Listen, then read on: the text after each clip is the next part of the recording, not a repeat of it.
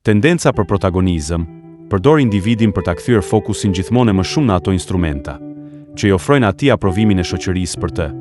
Aprovim për të cilin personi është në agoni të vazhdueshme. Ky është momenti kur protagonisti patologjik me lente roz krijon realitetin që ëndërron të jetojë dhe shndërrohet në karakterin kryesor të një filmi hollywoodian. Disi kështu, partitë politike mes kamerave dhe rrjeteve sociale sollën në sipërfaqe sindromin e protagonistit. Psikosindrom apo diçka tjetër kjo e Salianit? Personat me sindromën e protagonistit duket se bëjnë hiperpërpjekje në mënyrë që të shfaqen si dikush tjetër, si diçka tjetër, si njëri pa të meta, që i shkon dhe i parafrohet një figure, apo karakteri kinematografik. Për rrjedhor, sindroma e protagonistit ndan në mënyrë specifike karakteristika me psikosindroma të tjera, si çrregullime narkistike të personalitetit dhe çdo çrregullim tjetër që merr energji mes çrregullimit të mbrojtjes së një pseudoimazhi të vetvetes. Simptoma që na sigurojnë për prezencën e sindromës tek Saliani, gjithçka vjen rrotull rreth meje. Kjo është një shenjë.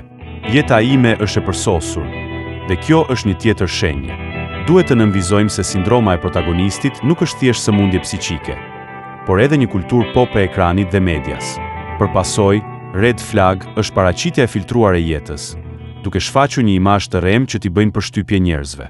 Personi me sindromën e protagonistit përpiqet të ndërtojë personin e tij mediatik të ekranit, duke investuar kohë dhe kujdes për korrigjime estetike në fizik dhe fytyrë. Pyetja që shtrohet është: çfarë mund të ndodhë nëse një person apo më shumë me sulmojnë këtë rruzull, këtë botë të përkujdesur me detaje?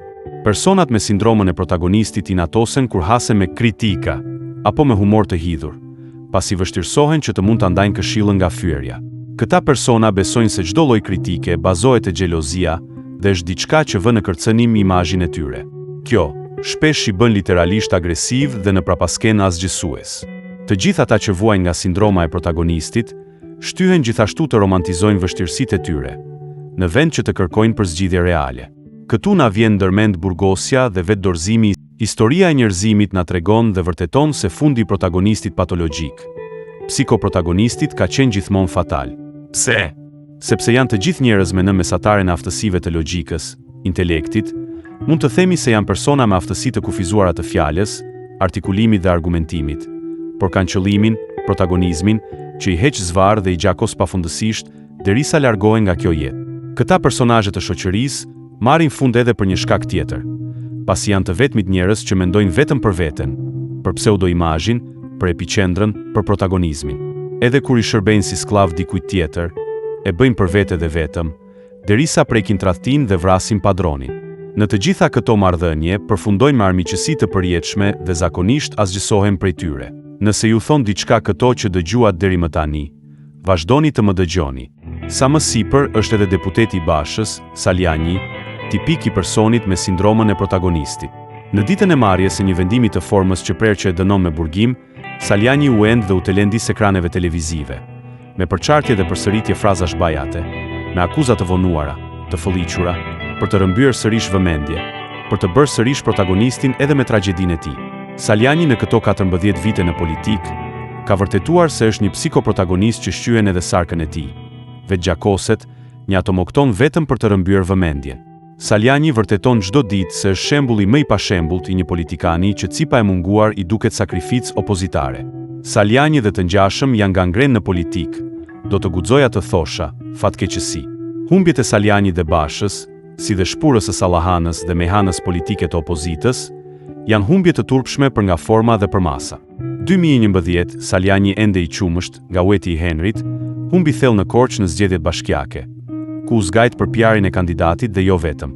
2013, Saliani drejtor, avokati i popullit në Bashkinë e Tiranës, ishte pjesë e humbjes së madhe. 2015, Saliani humbës në katastrofën e Bashkisë së Durrësit, ku dogje me dashje dhe e groposën kandidaten e PD-s. 2017, Saliani ishte bashkartues i listave me Bashën, kur asgjësoi dhe pushkatoi politikisht baronët e politikës djathtas, njerëz me vlera dhe siguroi humbjen më të thellë të mundshme. Në Korçë ku kandidonte për deputet, as në fshatin e tij, në Lozhan, nuk fitoi dot. Humbi edhe atje thellë. 2019, Saliani doli nga parlamenti dhe ja la pushtetin Ramës. 2019, Saliani pranoi të mos merrte pjesë në zgjedhjet lokale. 2021, Saliani riharton listat e deputetëve me Bashën. Në Korçë kryeson listën dhe pas emrit të tij vendos në listën e sigurt, një demente politike që nuk i merrte vota atij personalisht. Kryetarin e degës së PD Korçë, që merrte vota, e la numrin 6 në listë, që të mos hynte në parlament dhe për ta demoralizuar që të mos kërkonte vota për emrin e tij. Saliani nuk konkuroi në Bashkinë Maliq të fshatit të tij, por në Korçë. Pse? Sepse në zonën e tij nuk bënte dot asgjë. Nuk merrte dot vota. Në Korçë mund të lëvizte me të gjitha format e mundshme me urdhër partie, por edhe për shkak të demografisë. Në Korçë dhe në të gjithë qarkun u dha direktivë në vitin 2020 e një që duhet të votohej vetëm emri i Salianit, numri 1 i listës, sepse Saliani duhet të merrte shumë vota që të barazohej me Peleshin, që nuk ndodhi në fakt. Saliani dhe opozita humbën në Korçë, por psikoprotagonisti nuk pati turp që për 3 vite të thotë: "Kam fituar në Korçë", dhe askush nuk e kundërshton në panele televizive për këtë mashtrim të shëmtuar.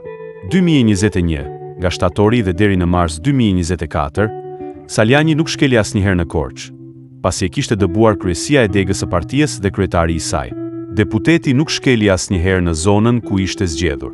2021, Saliani ishte në sinkron me Bashën për të nxjerrë Saliun non grata dhe e dinte paraprakisht, pasi e fliste këtë tavolinave ku pinte kafe, shoqëruar me fraza si "do e zhdukim plakun". 2021, bën një kongres me Bashën dhe lidh besën me të, që e zgjidhi vetëm pas pak muaj. 2022, janar me Shkopin në duar mbronte Selin dhe Bashën nga Berisha dhe Demokratët. Dilte në ekrane dhe deklaronte që Berisha është një hiç tani më, pas disa muaj u struk në poturet e Berishës. 2022, ndahet nga Basha dhe mbetet elektron i lirë. 2023, nuhati fitore në Bashkinë e Kavajës dhe shkoi të lëpinte pak nga trofeu, si dhe të rëmbente pak rezatim nga fitoria, një fitore në të cilën nuk ka asnjë kontribut dhe atribut. Këtë e thon vetë Kavajasit. 2023, kalon përfundimisht me rithemelimin e Berishës. Lëpiu atë që kishte pështyr, lëpiu maskaran, lumin, non gratën Berisha, siç dhe e karakterizonte. 2024, drejtësia i mbylli karrierën politike psikoprotagonistit Saliani dhe burgoset për çështjen babale, ku shumica e njerëzve besojnë dhe mendojnë se ai e kishte krijuar, sërish për të bërë protagonistin dhe se e gjitha ishte një sajes. 2025, del nga burgu dhe fillon të imitoj Berishën me foltore kundër Berishës. Do të dështoj sërish dhe në fund pasi protagonisti të mos jetë më, do të themi. Dhe kështu, jetuan ata mirë dhe ne, akoma edhe më mirë. Mast Channel. Please subscribe.